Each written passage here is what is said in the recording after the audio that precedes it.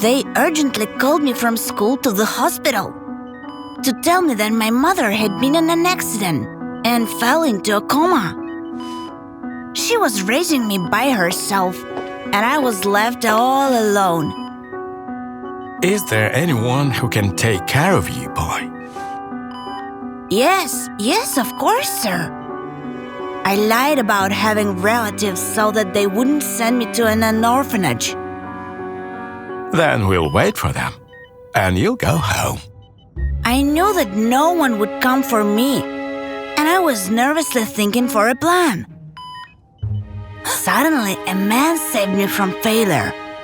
He called me, and I immediately took advantage of it. That's my uncle. He just came to pick me up. Only when I got closer did I realize it was the driver who hit my mom. It wasn't his fault, the traffic light was broken. Still, I sincerely hated him. Since the doctor was looking at us, I pretended to be very happy, so he would have believed that I wasn't alone and didn't call the social services. I managed to convince him.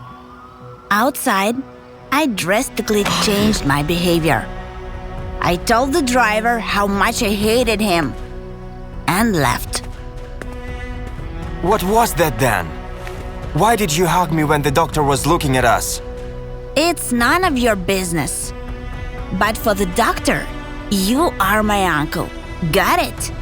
Mike immediately realized that I had no one but my mother. What do you think of orphanage or foster families?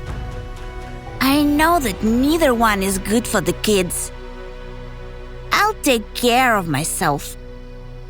Moreover, I was sure that my mother would recover soon. She loved me so much and would never leave me alone for very long. Without her, I was the most miserable orphan in the world. Mike promised that he wouldn't call social services and offered to give me a ride to the supermarket. Thanks for playing alone at the hospital, but stop hanging around me and my mom. At school, the principal unexpectedly called me into his office. Tell your mother that I'm waiting for her for an urgent conversation at 2 p.m. tomorrow. I lied and said that she would be busy all week. A minute later, a text message from the principal popped up on my mom's phone, but I couldn't read the whole text. I had to unlock the smartphone. Therefore, I pretended I had a stomachache and asked permission to leave the class, so I could go see my mom at the hospital. My plan worked. I promptly changed the password and got access to her phone. The principal texted my mom that she urgently had to pay for meals at school. But what surprised me the most was a bunch of messages from mom's followers. She worked as a pastry chef and promoted her orders on social media.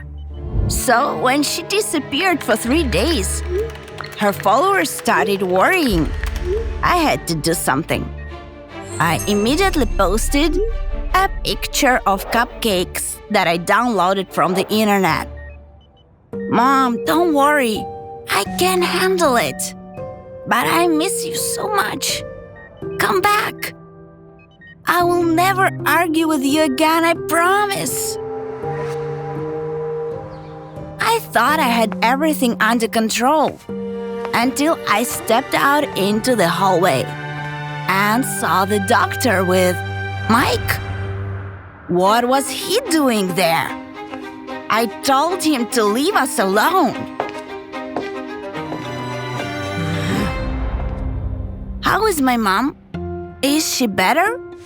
The doctor said Mike had found the best specialist in the country and that he would have arrived next week to treat her. And how are you? Are you seeing the school psychologist?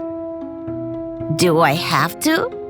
The doctor claimed he sent the principal a letter about my mother and asked him to make an appointment with the school psychologist for me.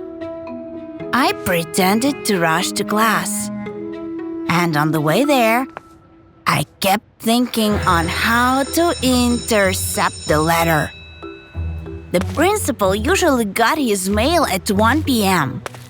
It was 1:05 p.m., and I prayed it wasn't too late. I saw the principal's car in the parking lot and did something I'm not proud of.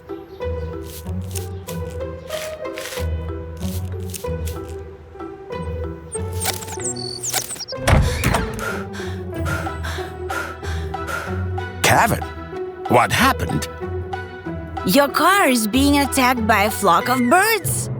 The principal immediately ran out to save his car from an unplanned wash. Meanwhile, I quickly took the letter and went home pleased with myself. However, another problem awaited me there. My neighbor, the main gossiper of our district. If she found out about my mom, everyone would know that she was in a coma in an hour. Oh, Kevin, where is your mother? I haven't seen her in 3 days. She has a lot of work and delivers orders in the early morning. That's why you probably missed her. My granddaughter is coming to visit me. I want to order cupcakes for her. I was shocked. But in order not to arouse suspicion, I said my mother would do it. I never helped her in the kitchen. So, for the first time in my life, I had to deal with flour.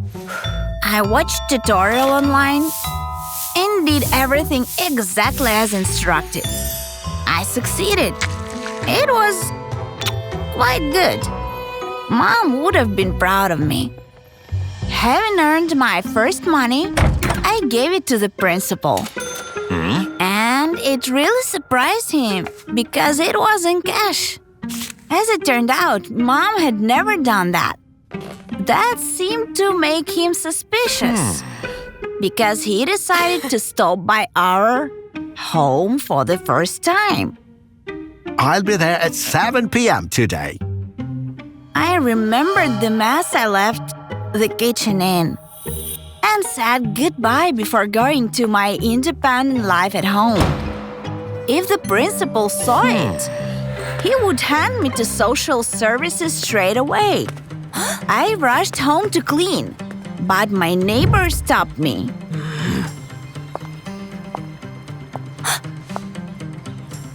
I demand my money back.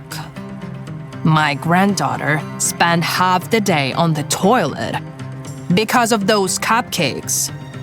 Unfortunately, I didn't have any money, but promised to bring it to her in the evening. The only one who could help me now was Mike. I remembered how he cared about my mom and how he found the best doctor for her. So I thought that maybe he wasn't that bad. I called him and asked if he could lend me some money.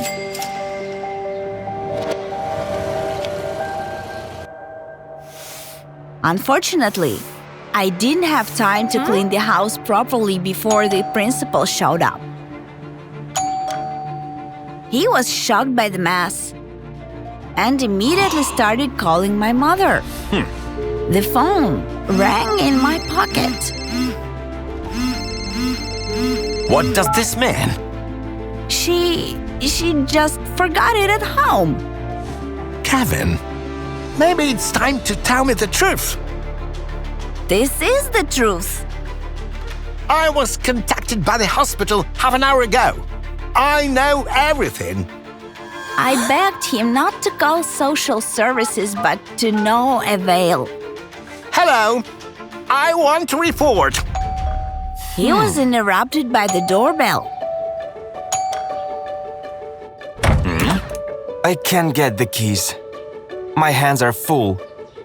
Oh, Do we have guests?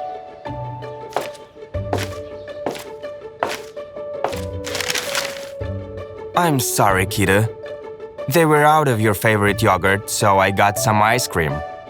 Mike pretended to be my uncle.